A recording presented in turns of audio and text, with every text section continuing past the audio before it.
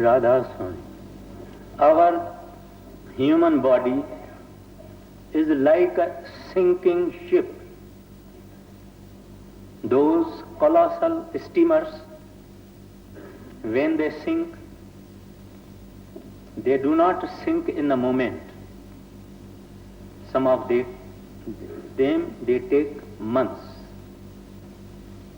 Similarly, every moment that is passing away, the steamer of our life is sinking.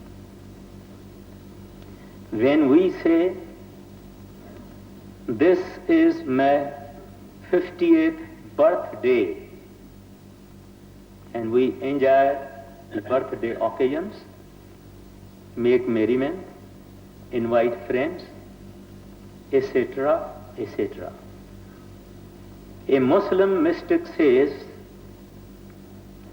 I laugh and wonder these worldly people who are happy when their birthday comes. They never realize that a part of their life is gone. It is an occasion which is very serious and is worthy of thought. In fact, we should introspect that so much of my life is gone. Have I attained the purpose, the object for which I have come in this world? Are you fulfilling that object or not? This we never do. Let me put in other words, a certain king was pleased at a certain man, and because of his pleasure, he gifted that man with a golden sword. The man was very happy because of the honor conferred on him. In course of time, he was using that golden sword for cutting tomatoes and chilies and onions and potatoes.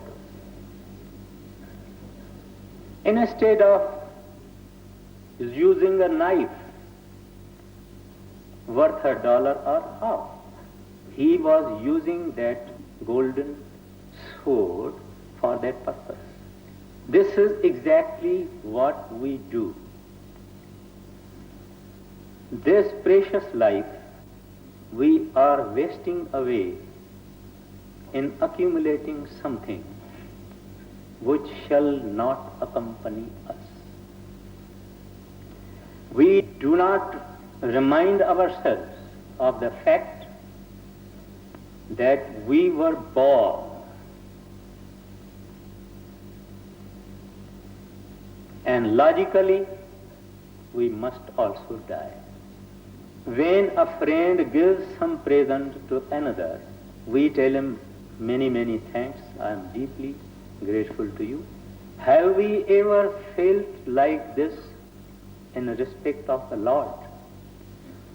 The Lord who has given us the body, the health, the wealth, and so many other gifts of life. Ask a blind man, what is the value of eyes? Ask a lame man, what is the value of legs? These are all God's gifts which we have never appreciated. We have never thanked for. Now, the Lord doesn't want from us thanks in words. So many words. No. He says, I will accept your thanks in the form of meditation. We remember everything, but not the Lord. Everybody is ours, but Lord is not ours. Our mind doesn't think so. We have completely forgotten Him, and we remember everything that is not Him.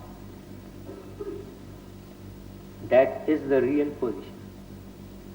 Therefore, in Sant-Mat, we are supposed to perform all our duties.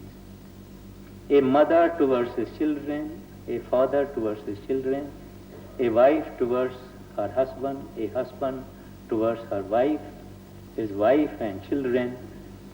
Dutifully, we have to go through this world, never forgetting one thing, that the golden sword is not to be used as a kitchen knife. That golden sword, because it is given by the King of Kings, therefore it must be respected, valued, and used accordingly. Everything except the remembrance of the Lord is sowing the seed of future lives. There is only one thing that liberates, that gives salvation, that cuts at the roots of attachment, that enables us to go out of the cycles of birth and rebirth, and that is meditation. He says, any other thing that you do is a seed for future life. Means the future life is going to come. Our past was based on our desires, our attachments, and our worldly activities, and our love for the creation, not for the Creator. And our future lives also depend on this fact, how much time or how sincerely or how heartily or how devotedly we perform or we dedicate some time in the remembrance of the Lord in terms of meditation. So the Master says, no other thing is going to liberate to you. This does not imply that we should not do things of the world. I have said before that we must perform all our duties. But this fact we must bear in our heart, that these things, none of these things are going to liberate us. We must do them. Nevertheless, when we meditate gradually and gradually and gradually, when our love for the Lord and the Master grows, and we enjoy the inner bliss and peace, then our love and attachment for the world will gradually decrease. There will come a time in our life when all love will be concentrated to the Lord, and they are the givers. It will be bliss. And when we enjoy it, we will not try to look to the sensuous pleasures of this life. The highest joy that is there in this world, there is 10,000 times that when we enter the threshold of the first stage within the Sahas Dal Kamal. And that joy is constant. The joys and pleasures of this life are transient, short-lived, ephemeral, and often on the decline.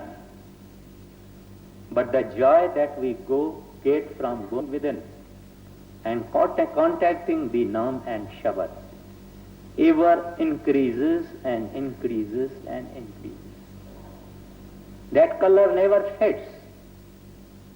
It intoxicates. The man becomes Guru intoxicated. The man becomes Lord intoxicated. We are all intoxicated, but intoxicated with the worldly things, the pride of possessing them and enjoying them. This is our intoxication. But those who take to the path and devote themselves and go within are also intoxicated. But that intoxication is divine love